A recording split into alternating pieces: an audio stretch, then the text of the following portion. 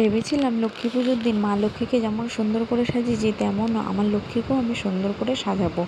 তো অনেকটা দেরি হয়ে গেছিলো, ভেবেছিলাম যে প্রথমেই মা লক্ষ্মীর পুজোতেই ওরমভাবে সাজিয়ে গুছিয়ে বসাবো, কিন্তু এতটা তাড়াতাড়ি পুজো হয়েছে যেহেতু সন্ধেবেলা সারাদিন ছিল, তো যাই হোক হয়নি।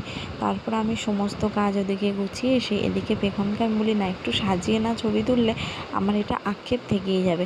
এবার আমার মেয়ে তো টেনে জল খায় না, আমার যাই কাজ করি আমার ওকে টাইম টু টাইম ওকে একটু জল খাইয়ে দেয়, কারণ ও তো বলতে শেখেনি। ও যখন বলতে শিখবে তখন আমার এই দায়িত্বটা আবার অনেকটা কমে যাবে।